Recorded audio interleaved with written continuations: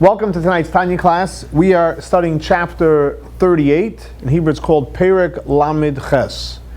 As always, every chapter in Tanya, because it's the foundation, the biblical source for mysticism, so every chapter is revolutionary and deals with a very, very important concept. Some chapters obviously are connected, but each one really have their own major message. And the major message and theme of chapter 38 is that when a person has kavana, kavana means he has an intention. He has intention, focused intention. When a person does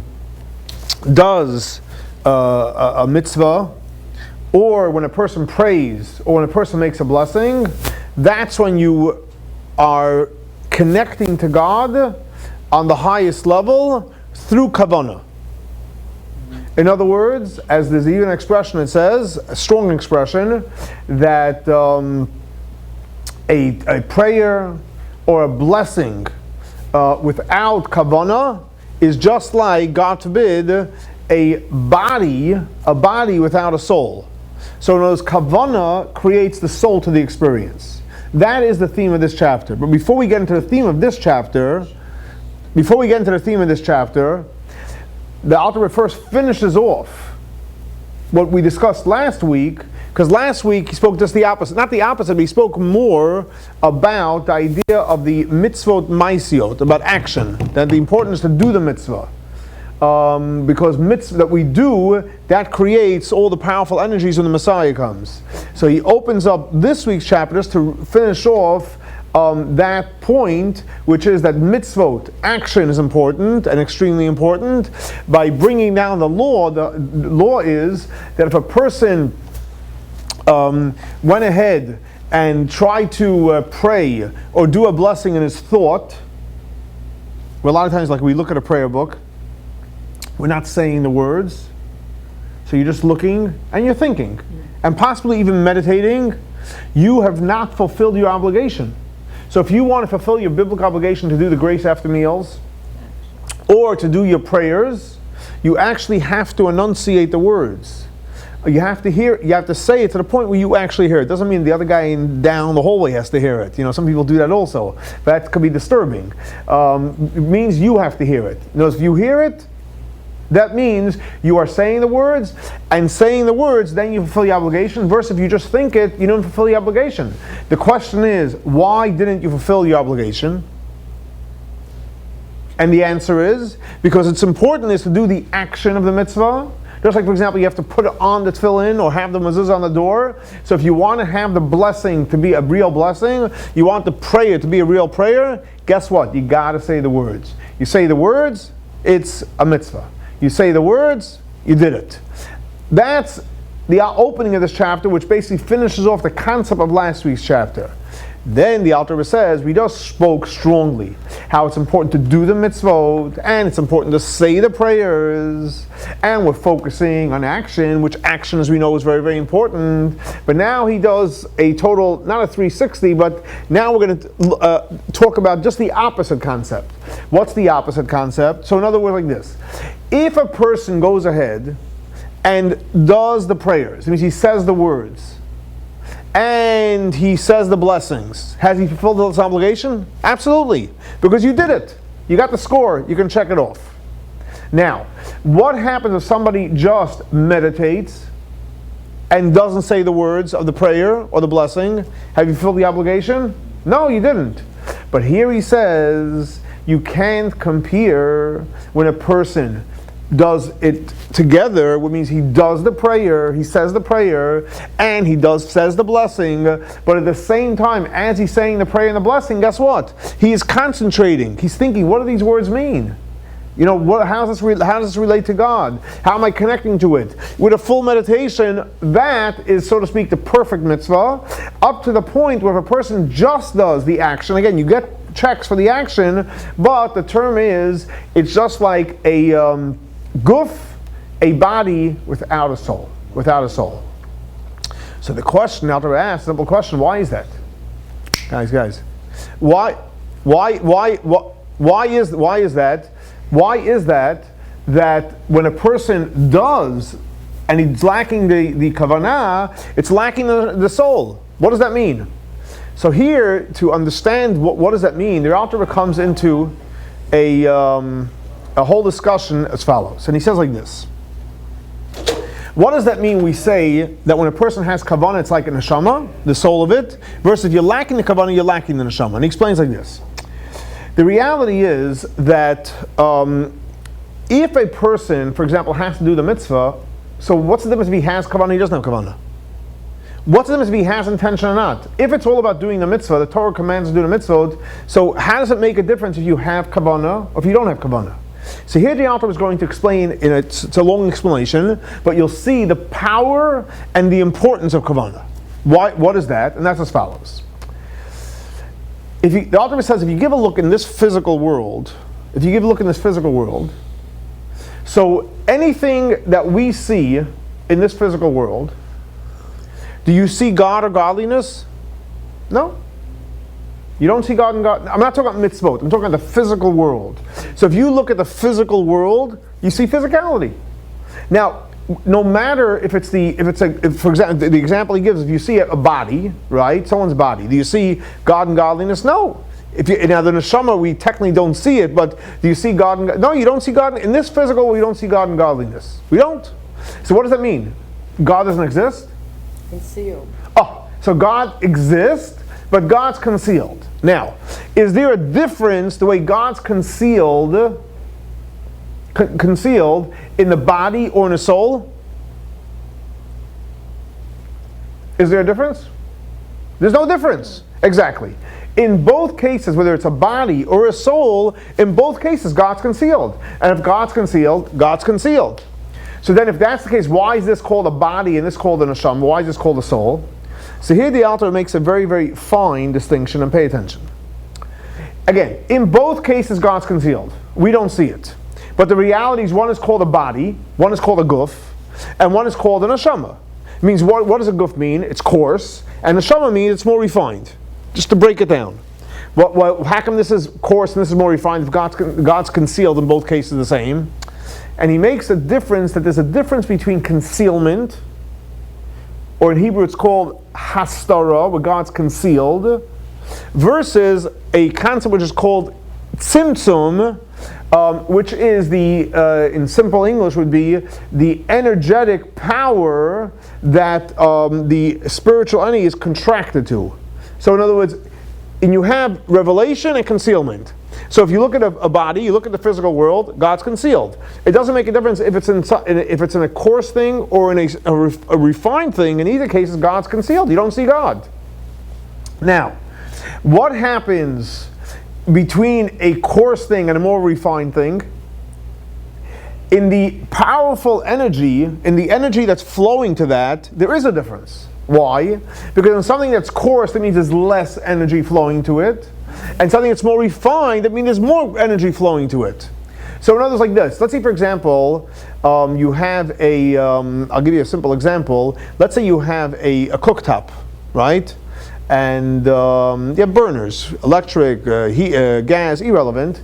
And you put on a blech. A blech is that metal plate that we put on for Shabbat. So when you have the metal plate on there, could you see, and let's say you have 4 burners, and let's say 2 are on high and 2 are off. Let's say 2 are very, very low. All right, so let's say 2 are on high, let's say 10, and 2 are on, let's say, on the level of 2. Just keep a simple example. You put a blech over it, and I tell you, do you see the fire? No, it's concealed. But then I tell you, could you check on the right side and the left side which one is hotter? Oh my gosh, this is really hot. And this one's not so hot. So 1 second. Both of them it's concealed, but this one you're hot and you're jumping, and this one's not so hot. What is that all about? And the answer is very simple. In both cases they're concealed. I don't see the fire.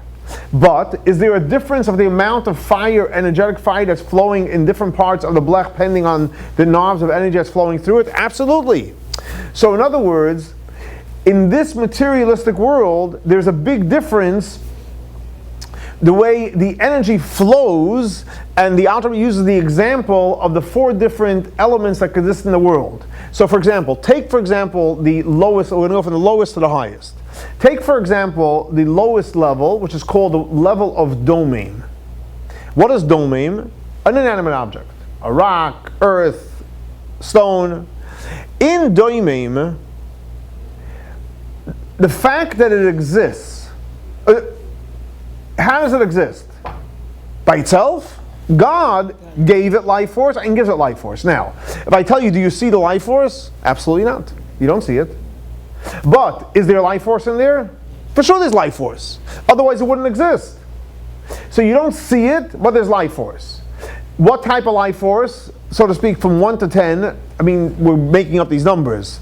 Is it a high number or a low number? It's a very low number. Because you look at it, you see a rock. You don't feel the godly energy. Now there are some rocks that have a little more godly energy. You know, if it's coming from the Kotel, obviously, or coming from Tzvat. You know, some of those were imbued with a special holiness. But the fact is, you need to be a maven. You need to have like some spiritual fingers to be able to sensitive to that. Because again, it's doimim. You go up the ladder a little bit. Tzomeach, something that's growing. So when you look at something that's growing, do you see God and godliness? No, you see a tree, you see an apple, whatever it may be. But is there more life force in Tzomeach than Domem? Absolutely. Now, let's take a look in the world of Chai. Chai already is an animal. So again, do you see God? No, you said you see an animal. But there's more life force in Chai. Then when you look at a human being that has a gift of intellect and freedom of choice and all those other qualities. So again, do you see God when you see a human being? No, you see a human being. However, come inside. You see a human being, but you definitely see there's more energy, godly energy flowing through that human being. Which is interesting. The author says, where does the different levels of energy come from? Obviously it comes from God, but we know that everything comes through God's name. You know, the infinite name of God, Yud with the Hei, the Vov, and the Hei, from there God created the world. So the 4 letters of the Yud, which is the first letter, the most energy goes to the level of Medber, the Hei goes to Chai, the Vav goes to Tzomech, and the last Hei goes to Domem. So in other words, every one of the letters give off a different level of energy, depending on what that is. Now, so that is what in the world, the physical world, that you see that even though from a revealed concealment perspective, it's all the same. It's all concealed, but you do see a difference of energy, pending off its doimim up to all the way to medber. Okay, that's in the physical world. So now that takes us now to the spiritual world. What's the spiritual world? When you look at a mitzvah, whether it's tefillin, mezuzah, kosher kitchen, right, Shabbat, any mitzvah, the 613, 248 positive, 369 negative, you look at the mitzvot. Do you see God and godliness? Mm-hmm. Huh? Yeah. What? Absolutely. You see tefillin. It only looks like that because God commanded it, and somebody faithfully created it, and someone faithfully spent money on it. So you see something which, it's definitely not a human creation. Who would create something like that? They'd create a computer first, right? Maybe an iPhone they would create. But humans create those type of things. But who creates a pair of tefillin? Only God. So when you or mezuzah. So when you look at mitzvot, you see God and godliness. So in a mitzvah, or in a prayer, or in Torah study, is God revealed or concealed? Revealed. God's revealed. God's absolutely revealed. Now, so God, and any time you look at a mitzvah, what do you see? God's revelation. God's revelation. But now the author says we're going to take the same journey like we did in the materialistic world, from doimim tzomeach chai medber.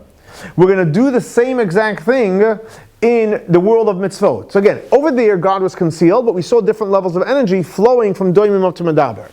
But now we're going to look in the world where God is revealed, even though God's revealed in all the mitzvot, and in prayer, and in Torah study, and in blessings. But the author says, let's go through the level. When you see a pair of tefillin, or a mezuzah, a physical thing, God's revealed. It looks like a mezuzah. But how great is that energy? So the author says that's the lowest level of energy. What do you mean the lowest level? It's like doimim. It's God is revealed, but you don't see the tefillin aren't jumping around. It's a physical thing that looks like, wow, that's a godly thing. But the tefillin itself is what? Is not jumping around. Now, what happens when a human being goes ahead and with his mouth starts saying a blessing, or studying Torah, or praise, right? So is that the same level? When you look at a person praying, right? We're not dealing kavana yet. We're just doing literally person sitting there and moving his mouth, saying the prayers, or saying, studying Torah, or doing a blessing. When you see a person doing that, versus next to that, on the table you see a religious article, tefillin mezuzot. Both cases God's revealed. When you see someone praying or studying, it's only a godly thing, otherwise it looks weird, right? Strange. What's the guy doing? Sitting there and saying words and arguing with himself or with someone else? But obviously it's a godly experience. You see a godly experience taking place. But where do you see more energy? In the tefillin sitting on the table, or the person moving his mouth? Person moving his mouth. Exactly. So in other words, when the person is moving his mouth, that's on the level, like we mentioned before, of we went up from domem to the level of tzomach. It's growing. There's already some growth going on there. But now the Alter Rebbe says, here comes back to the original point of that we started with, that when a person does a mitzvah without, or prayer or Torah without the kavana, you're lacking the neshama. What does that mean? He says like this. What happens when a person goes ahead? We're actually going to jump. We're going to go from domem, tzomach, over to medber, and we'll come back to chai. That's the order the Alter Rebbe does it in Tanya. What happens when a person now, when he's ready to pray and to do a blessing, he adds in kavana. What does that mean, kavana? What does kavana mean? Intention. It literally means intention. What does it mean practically, kavana? How do you create kavana? How do you create kavana? See, the way you create kavana is as follows. Ready? Listen. How do you create kavana? First you have to listen, actually. That's creates kavana. Right away, you're listening. Shut up. I didn't use that word. I said this, you have to listen. Okay, so when a person is sitting and says, okay, I'm ready to start saying words of prayer or a blessing. So kavana means I have a gift. You know what the gift I have is? God gave me, which gift? God gave us a lot of gifts. Which gift did He give us? He gave us a brain. To think. A brain. The brain, so let's say you're sitting and doing a prayer or a blessing, so you stop for a minute and you think about God. You think about the fact that He gave you an opportunity to connect to Him through this prayer, through this blessing, and you think about it. And the more you think about it, you're priming what? The kavana motor. And the more you use your intellect, and not only your intellect, but you use your thought. So I think in English they call it even meditation. But I'm going to give you the Hebrew words, right? You use your intellect, you use your thought. So you're meditating it. That's called kavana. And then what happens is, as the more you think about God, and how great God is, how wonderful He is, He gave us this beautiful world, and you're grateful for the fact that God gave you life. You got up this morning, and you're breathing, and you're talking, and you're able to hear, you're able to see, you're able to walk, you're able to feel.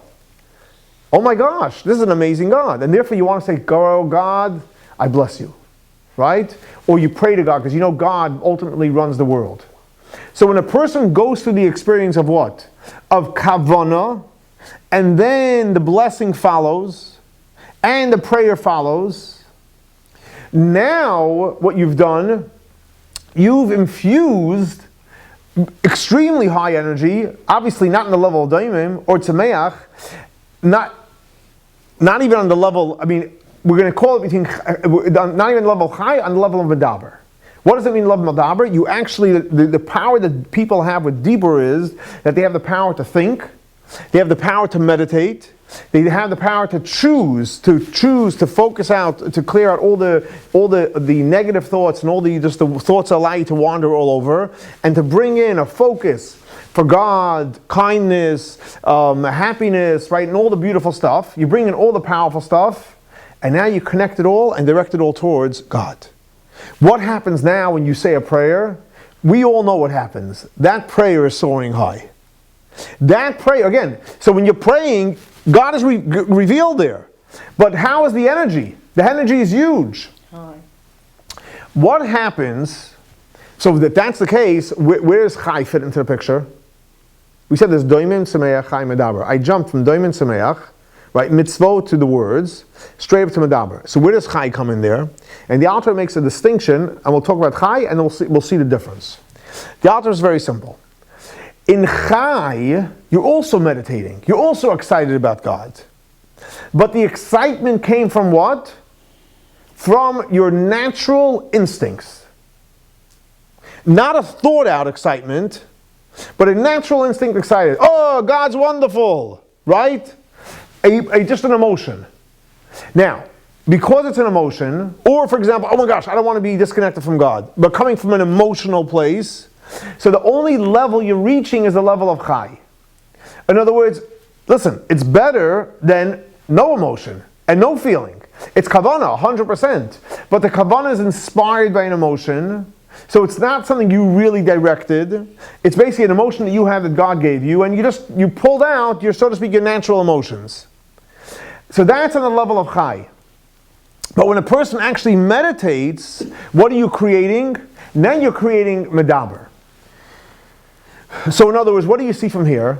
That when a person has kavana, when a person has the proper intention, that is when you have the power to create what? A real neshama, a real soul on the level of medaber, that medaber draws in through your intellect and through your thought process the most powerful energies into you, and that is called what? The idea of medaber.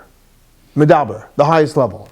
So in other words, so based on this, the Alter Rebbe explains that that's why it's extremely important when you're praying, when you're studying Torah, when you're saying a blessing, it's important to what? To meditate, and meditate intensely on God and godliness, because when you will meditate, you will draw in the most powerful spiritual energies that will allow you to have the greatest possible experiences that's possible for a human being, because you're choosing to focus, you're choosing to think, you're choosing to use your intellect, and then your decisions are going to be whose decisions? Your decisions.